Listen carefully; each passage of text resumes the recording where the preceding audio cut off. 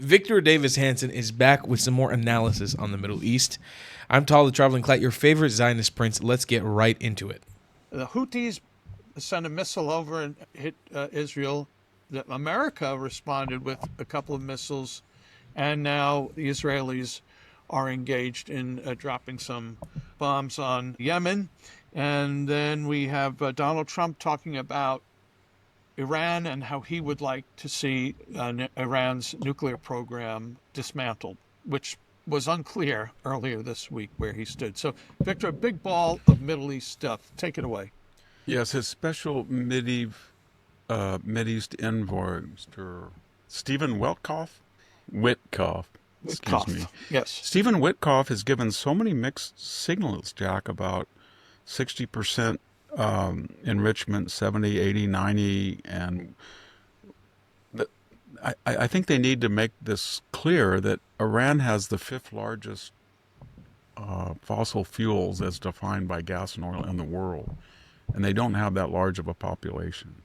In other words, they don't need any other source of energy for the rest of their existence. So when they want a nuclear program, it is for one purpose: to enrich uranium up to 90%, to get enough enriched uranium to build 10 or 12 bombs. I don't know how many of those they already have, maybe 1 or 2, and then to put them, find a way to miniaturize them, to put them on Chinese or North Korean supplied missiles, so that they can tell Israel, if you do this or that, we're going to take you out, and then act as crazy as they are. And that's not acting, they are crazy, so that at any moment, to quote the former prime minister, Mr. Rafsanjani, they can say, you're a one-bomb state. Everybody knows that. So why are we negotiating with them? We're negotiating with them for a variety of reasons. Number one, the MAGA doctrine is no optional military use of force in the Middle East. I've been saying this. That's what he ran on. That's what... I'm sorry. And you know what? It's an honor for me as somebody who hasn't been so longly involved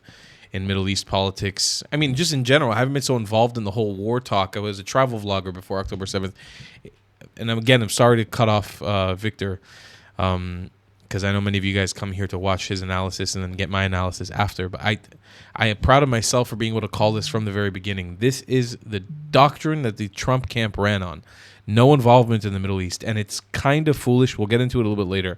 But it is kind of foolish. All that is the Steve Bannon, Tucker Carlson, you name it, wing. That's what's behind the fight with Pete Hegseth and the people who were removed. They may have been leaking that Pete was under the capture of the neoconservatives. There are no neoconservatives. I don't know anymore.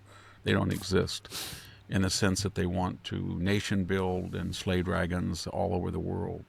But nevertheless, that's the problem, number one. Number two, Donald Trump does want to be a Nobel laureate. I don't mean that in a deprecatory fashion at all. He's done enormous things already with the Ukraine war. We're closer than any moment in the Biden administration. He would like to be the person who denuclearizes Iran. The problem is that the people he's dealing with make Vladimir Putin look rational. They're crazy. And he knows that right now, in this window, at this moment, he has more leverage than any other president has had in the half century into which these fanatics came into power.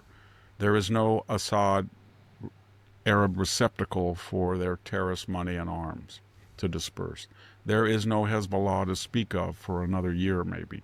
There is no Hamas. They're in the tunnels. And the Houthis may send a missile, but they are scattered. And Iran has no air defenses. Israel proved that to the world. So if Donald Trump wants to take out its nuclear facilities, he can do it with minimal risk. So can Israel. That's a lot of pressure. So he thinks that he's going to tell them, this is your last chance over the next couple of months. You can negotiate a deal with us, and you will get to keep your regime. But we do not want you to send money to the Middle East, all of your tentacles. They're cut off. And I just don't believe they're ever going to do that. That's their reason to be. And they're very unpopular. So now the question is, maximum pressure. Are you going to keep pressuring them and pressuring them? They have power outages. They have minority resistance. They have popular pushback, but none of that in the past 50 years has, even the Green Revolution that Obama basically ignored or wanted to fail, they've never been able to overthrow that government because it runs by terror. And I don't think they will be able to. So sometime at the end of the year, one of two things will happen. They will feel the squeeze so much that they will try to cut a deal. And if they do cut a deal, I can guarantee you they will break the deal in some manner or other. That's who they are. Or Donald Trump will do one of three things.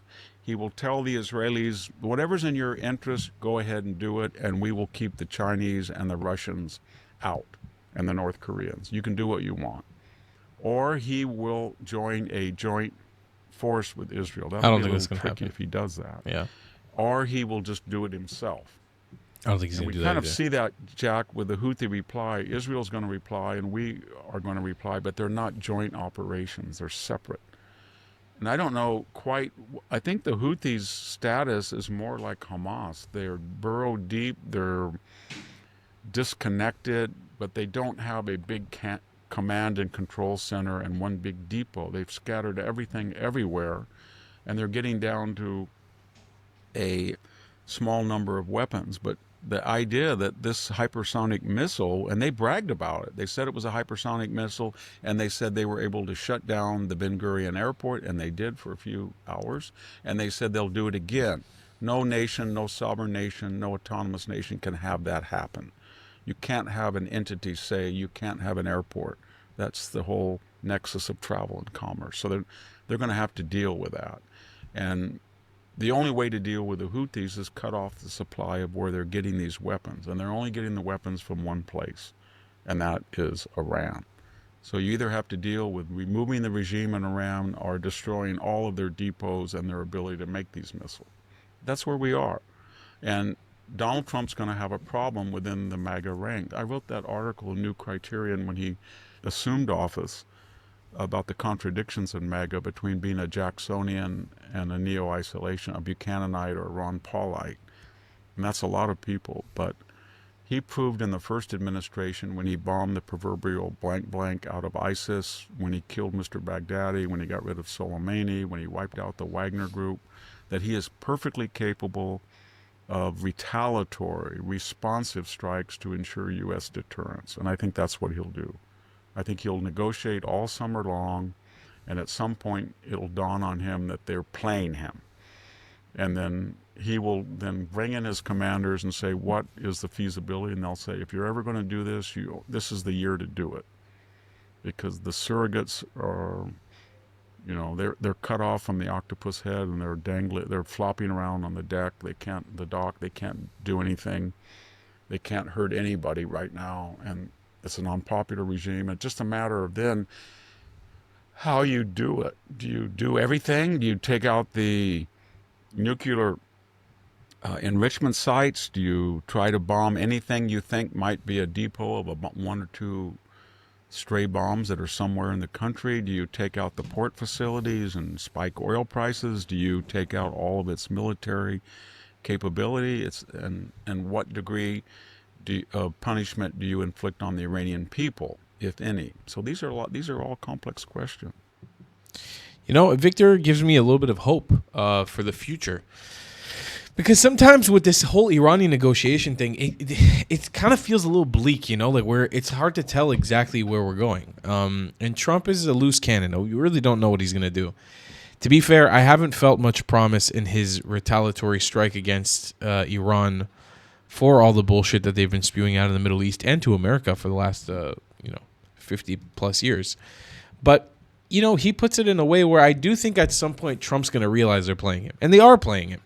There's no ifs, ands, or buts about it. They are playing him. We know this is clear to everybody that he's being played.